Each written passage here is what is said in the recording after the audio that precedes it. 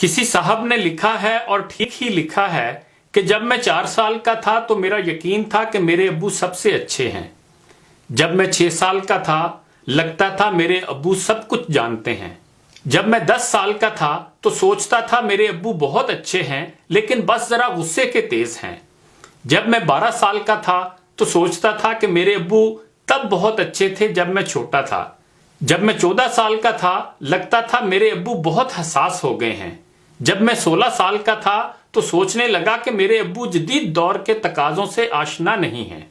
جب میں 18 سال کا تھا تو لگتا تھا کہ میرے ابو میں برداشت کی کمی بڑھتی جا رہی ہے۔ جب میں 20 سال کا تھا تو معلوم ہوتا تھا کہ میرے ابو کے ساتھ تو وقت گزارنا بہت ہی مشکل کام ہے۔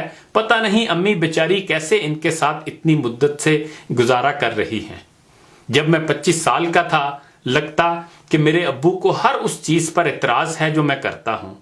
جب میں 30 سال کا تھا تو معلوم ہوتا تھا کہ میرے ابو کے ساتھ باہمی رضامندی بہت ہی مشکل کام ہے۔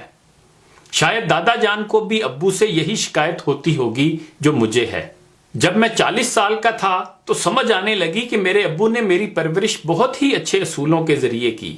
مجھے بھی اپنے بچوں کی پرورش ایسے ہی کرنی چاہیے۔ جب میں 45 سال کا ہوا تو مجھے حیرت ہونے لگی کہ ابو نے ہم سب کو کیسے اتنے اچھے طریقے سے پالا پوسا۔ جب میں 50 سال کا ہوا تو سوچنے لگا کہ میرے لیے تو بچوں کی تربیت بہت ہی مشکل کام ہے۔ پتہ نہیں ابو ہماری تعلیم و تربیت اور پرورش میں کتنی اذیت سے گزرے ہوں گے۔ جب میں 55 سال کا ہوا تو خیال آنے لگا کہ میرے ابو بہت دانا اور دور اندیش تھے اور انہوں نے ہماری پرورش اور تعلیم و تربیت کے لیے بہت ہی زبردست منصوبہ بندی کی تھی۔ جب میں 60 سال کا ہوا مجھے احساس ہوا کہ میرے ابو سب سے اچھے ہیں۔ غور کیجئے کہ اس دائرے کو مکمل ہونے میں کتنے سال لگے اور بات آخر میں پھر پہلے والے مقام پر آ گئی کہ میرے ابو سب سے اچھے ہیں۔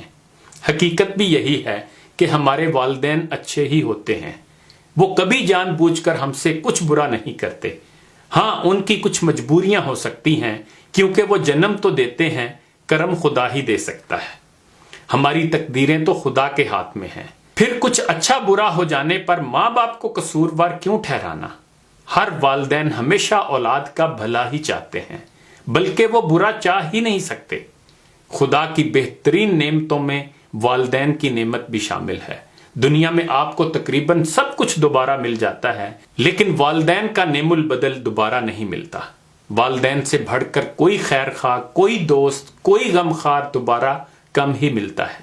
لیکن افسوس ہم میں سے بہت سے لوگ اس نعمت کی بر وقت قدر نہیں کرتے اور پھر اس نعمت کے چھن جانے پر ساری عمر پچھتاتے رہتے ہیں۔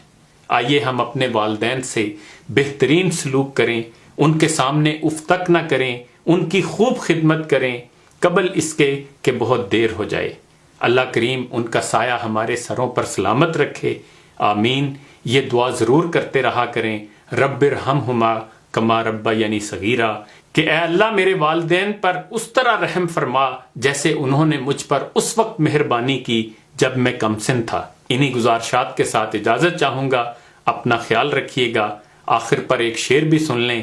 گھر کی اس بار مکمل میں تلاشی لوں گا، غم چھپا کر میرے ماں باپ کہاں رکھتے تھے۔